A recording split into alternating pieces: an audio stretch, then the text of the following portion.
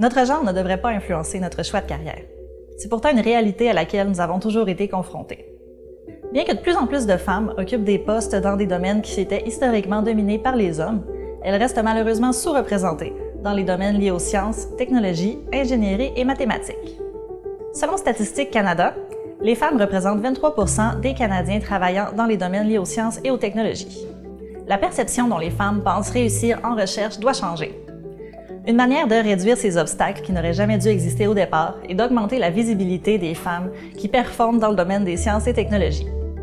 C'est pour cette raison que le Comité intersectoriel en santé durable de l'Université du Québec à Chicoutimi, en collaboration avec MaTV, a pris l'initiative de vous présenter le portrait de chercheuses de l'UQAC.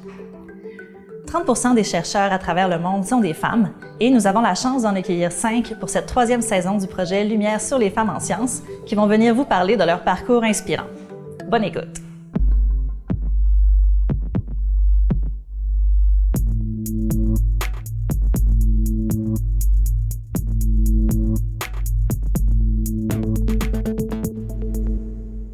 Dans l'épisode d'aujourd'hui, nous vous présenterons le portrait de 2 femmes inspirantes, soit Carol S. Dweck et Mary Whittam Calking, mais d'abord, nous vous présenterons une entrevue avec une chercheuse de l'UQAC, Linda Paquette.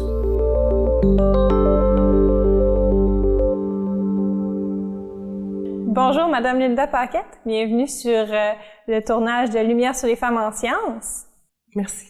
Donc, pouvez-vous nous décrire clairement quel est votre parcours scolaire? J'ai été éduquée ici au Saguenay tout d'abord. Donc, l'UQAC, c'est mon alma mater. J'ai fait mon bac en psychologie ici et la maîtrise, à l'époque où on avait une maîtrise pour devenir psychologue. Et ensuite, je suis allée faire mon doctorat à l'Université de Montréal. Donc, les 2 diplômes d'études supérieures, maîtrise et doc, dans un profil qu'on appelle recherche et intervention.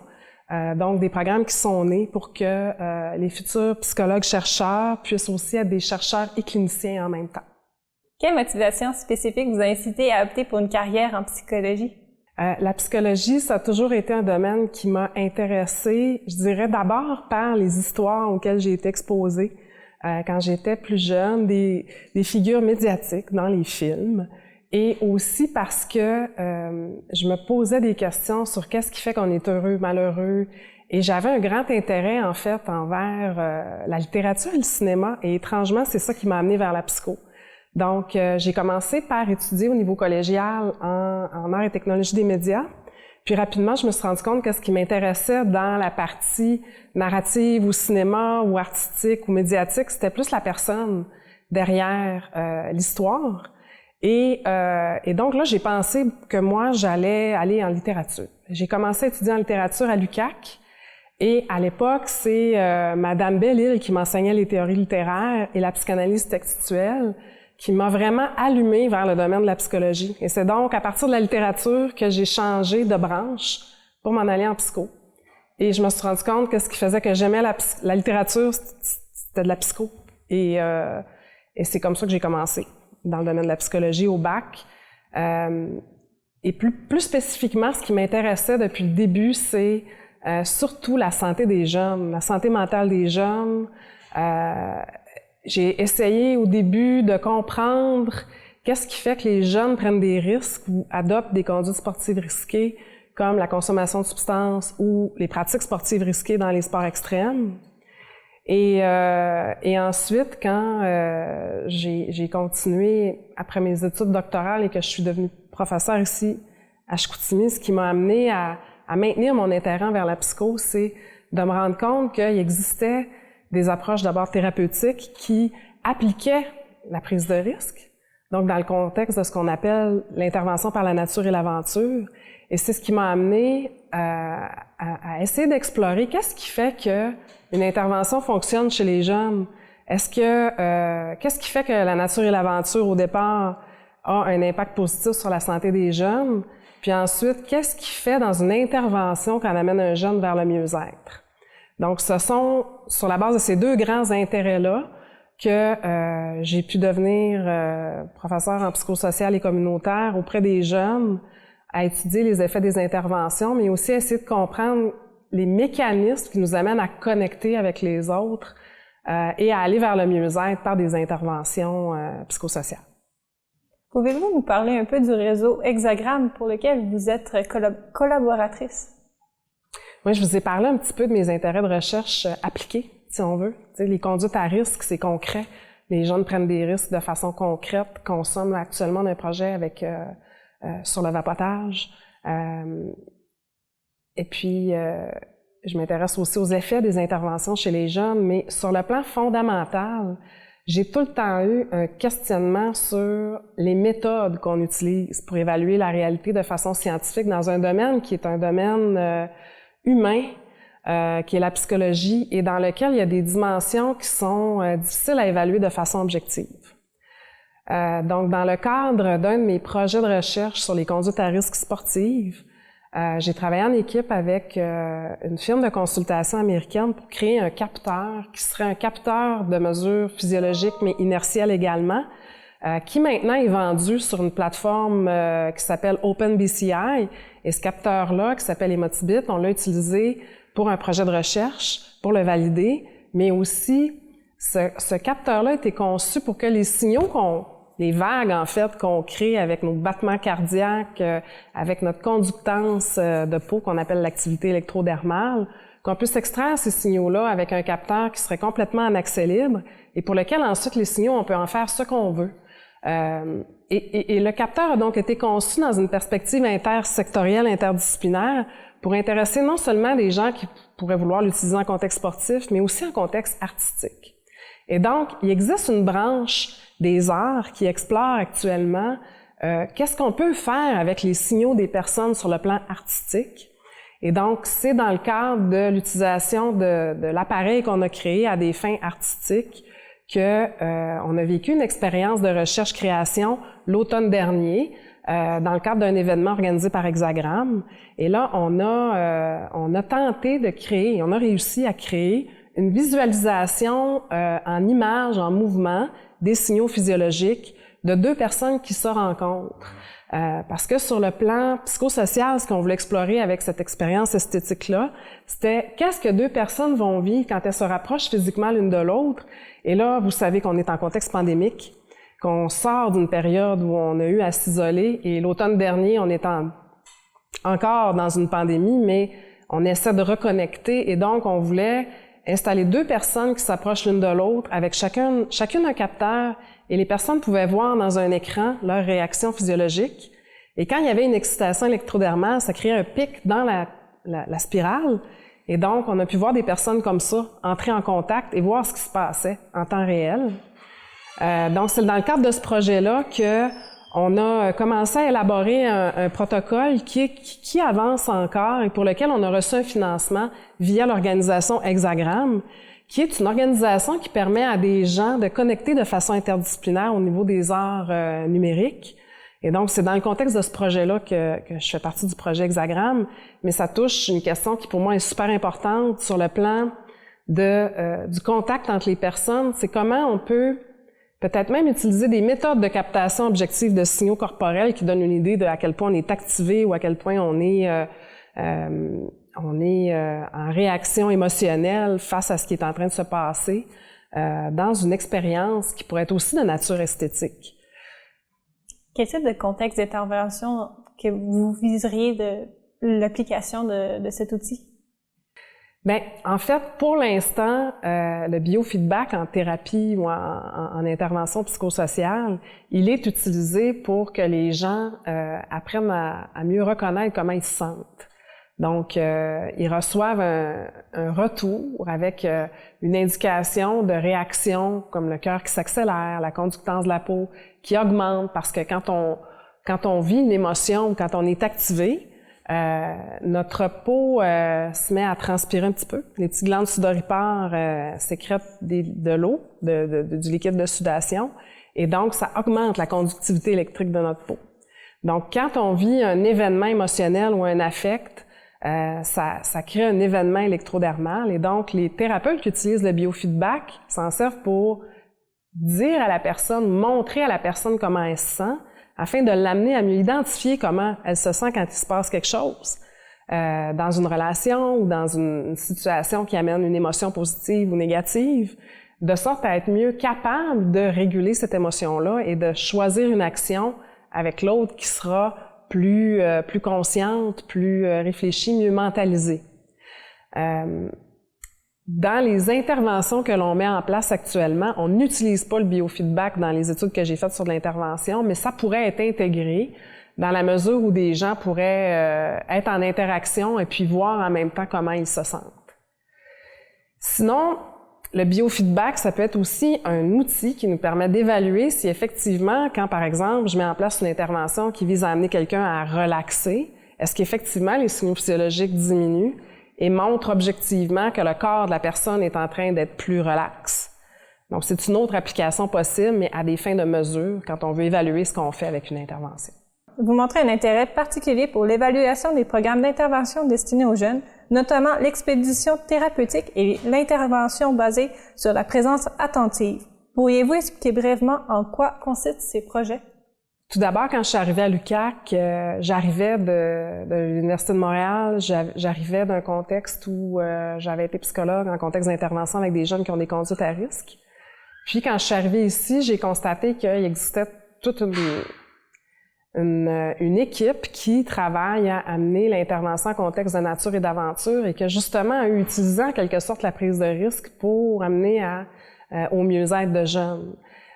Plus particulièrement, j'ai connecté avec une équipe qui a fondé la Fondation sur la pointe des pieds, qui est une organisation qui amène des jeunes qui ont le cancer à participer à des aventures thérapeutiques en contexte d'expédition.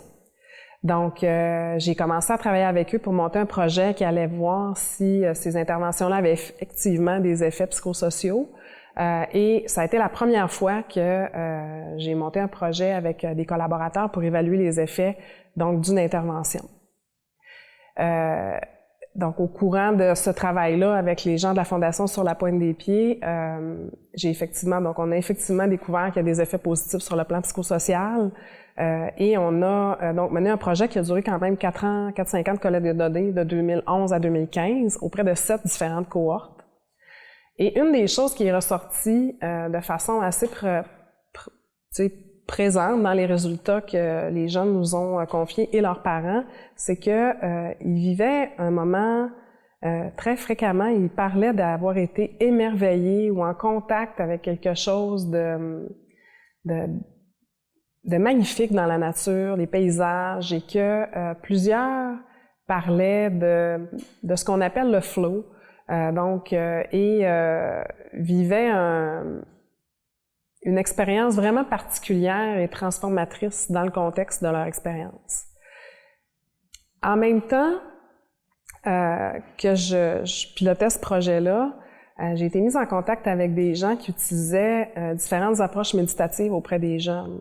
Dans ce qu'on appelle en anglais le mindfulness, qui est traduit en français par pleine conscience ou présence attentive.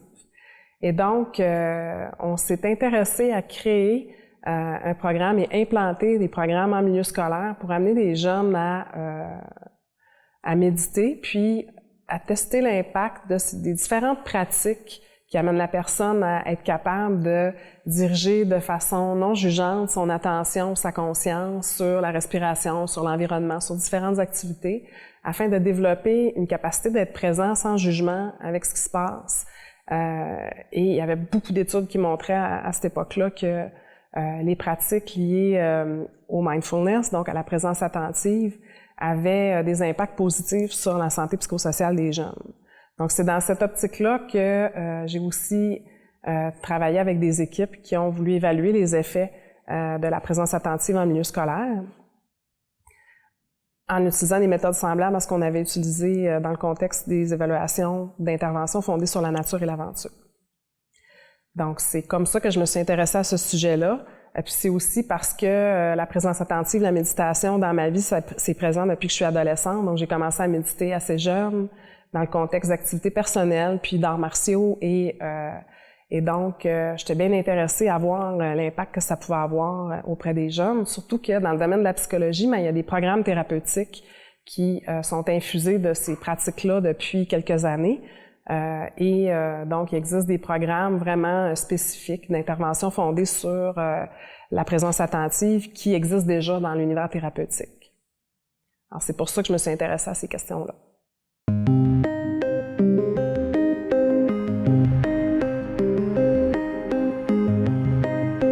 Carol Suzanne Dweck, née à New York en 1946, est une éminente psychologue américaine reconnue pour ses contributions majeures dans le domaine de la motivation et du succès.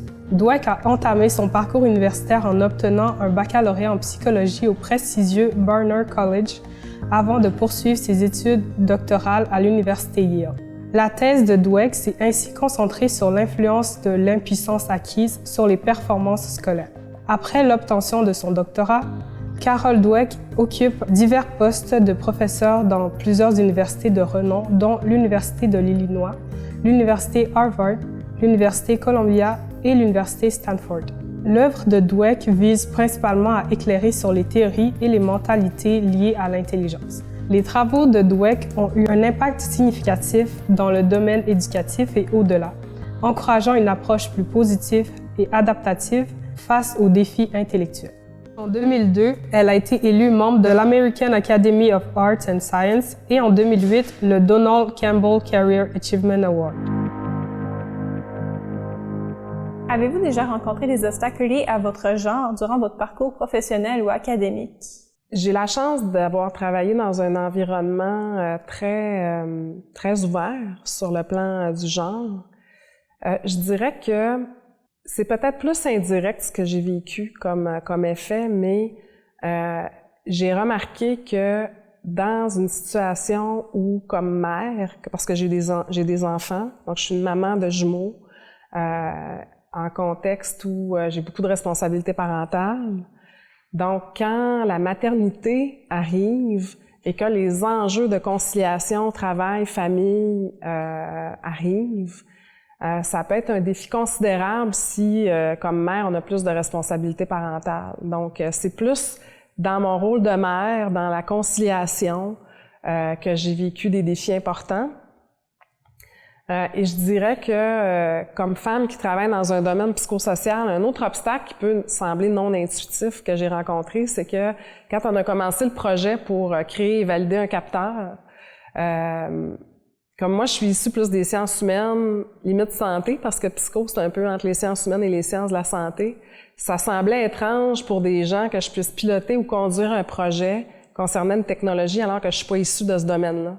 Donc, quand les projets sont, puis c'est peut-être pas lié à mon genre, mais plus à mon domaine, je dirais, mais c'est que quand il y a des projets intersectoriels dans lesquels les sciences humaines interagissent avec les sciences de la santé et la technologie, on s'attend à ce que les gens de la techno, c'est surprenant que ce soit pas quelqu'un de la techno qui pilote un projet quand il y a de la techno d'impliqué. Donc, il y a peut-être dans ce que j'ai rencontré plus des questions de hiérarchisation des types de savoir qui font en sorte qu'on s'attend intuitivement à ce qu'il y ait une hiérarchie et que c'était surprenant qu'une personne issue des sciences humaines soit le pilote d'une étude intersectorielle dans laquelle il y avait des dimensions technologiques et de santé en plus de dimensions de sciences humaines. Ça faisait en sorte que parfois j'arrivais dans une réunion et j'étais la seule femme et qu'il y avait des gens de techno qui étaient là et là je me sentais pas mal schtroumpfette. Donc parce qu'on sait que le concept de schtroumpfette, c'est qu'il y a une seule fille parmi plusieurs hommes. Et là, non seulement j'étais la fille parmi plusieurs hommes, mais j'étais en sciences humaines. Donc, il est évident que c'est pas moi qui va programmer le dispositif, créer le code ou construire la machine. Et j'ai eu à défendre ma place comme personne qui coordonne un projet intersectoriel alors que je suis pas issue du domaine hiérarchiquement souvent placé en haut, qui est la techno ou la santé.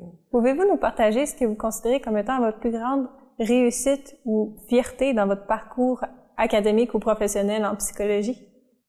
Et là, c'est pas lié à mes recherches nécessairement, mais ce que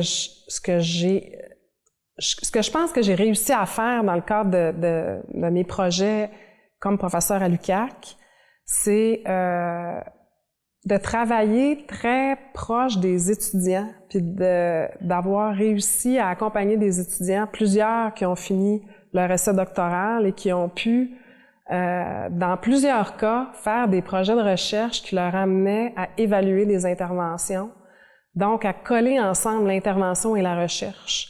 Dans l'univers de la santé, c'est un grand défi d'amener des gens qui s'intéressent à intervenir et aider, à s'intéresser aussi à la science.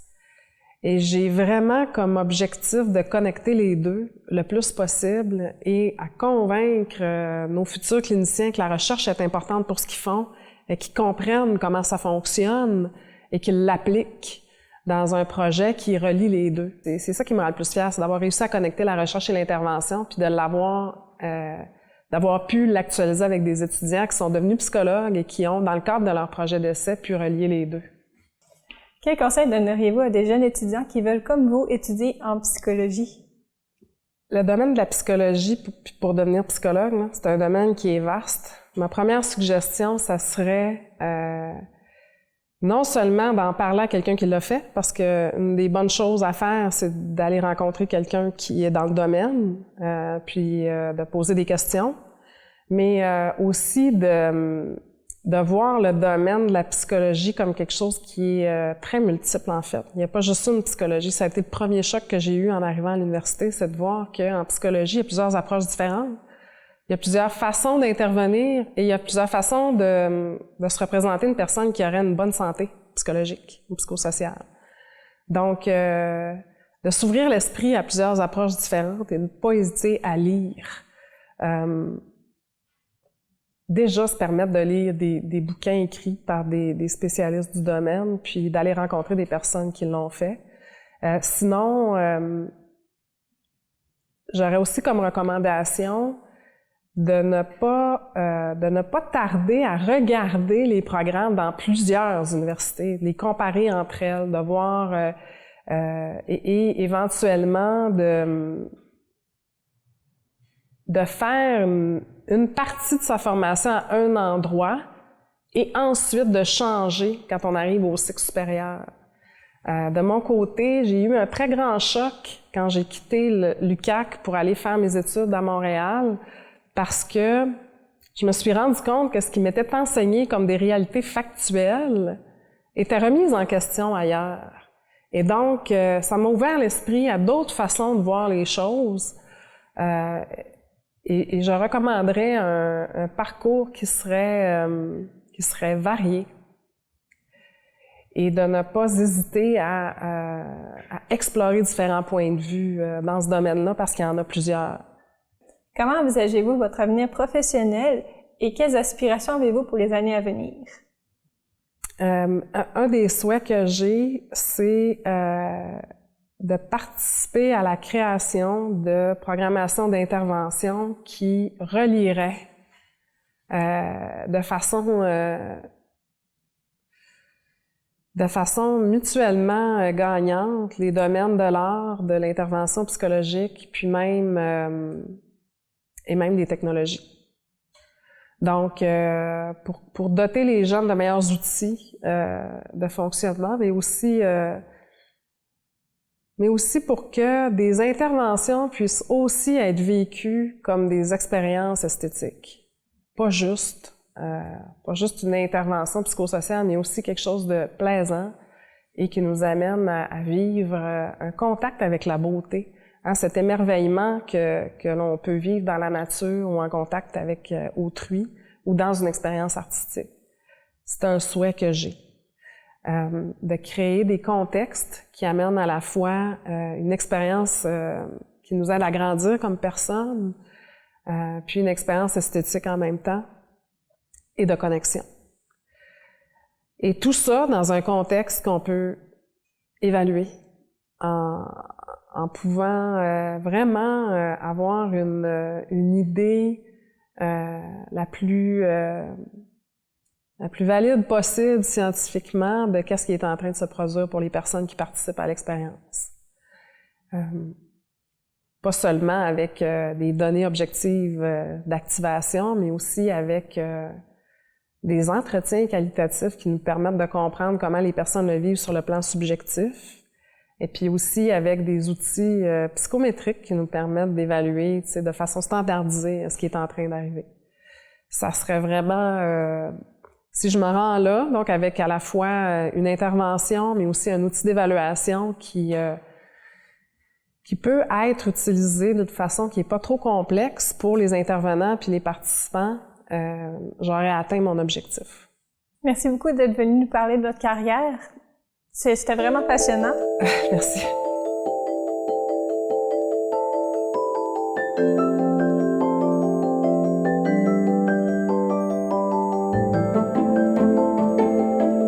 Mary Wheaton Calkins est une figure marquante dans le domaine de la psychologie, étant la première femme à obtenir un diplôme universitaire en psychologie et à présider l'Association américaine de psychologie. À son retour aux États-Unis, elle débuta un emploi de tuteur dans le département d'études grecques du Wellesley College, un établissement pour femmes. Lorsqu'on lui a proposé d'enseigner la psychologie au Wellesley College, elle a accepté malgré le fait qu'elle devait se former elle-même avant de pouvoir enseigner. Calkins est la première femme à avoir obtenu tous les préalables nécessaires pour un doctorat en psychologie à l'université Harvard. Cependant, à cette époque, Harvard n'acceptait pas les femmes. Confrontée aux restrictions d'admission des femmes dans les universités à l'époque, Mary s'est inscrite à Harvard en tant qu'auditrice libre, une position qui ne lui accordait pas d'inscription administrative formelle. Néanmoins, elle a poursuivi ses études en psychologie expérimentale, créant en 1890 son propre laboratoire de psychologie au Wellesley College. Elle a élaboré la tâche d'association par pairs, une technique novatrice pour étudier la mémoire. En 1896, Mary Calkins a complété sa thèse à Harvard, mais en raison des préjugés de l'époque, elle s'est vue refuser le diplôme en raison de la non-mixité des programmes. Elle a continué à enseigner et à effectuer des recherches au Wellesley College, devenant finalement professeure titulaire de psychologie et philosophie jusqu'à sa retraite en 1929. Mary Wheaton Calkins a eu une influence significative en tant que pionnière de la psychologie. Sa contribution à la psychologie expérimentale, notamment avec la tâche d'association par pairs, a laissé une empreinte durable dans le domaine. En reconnaissance de ses réalisations, Mary a reçu plusieurs distinctions, dont la présidence de l'Association américaine de psychologie en 1905, devenant ainsi la première femme à occuper ce poste. Malgré les défis auxquels elle a été confrontée en raison de son genre, Mary Wheaton Calkins a laissé un héritage remarquable en tant que pionnière, éducatrice et militante pour l'égalité des sexes.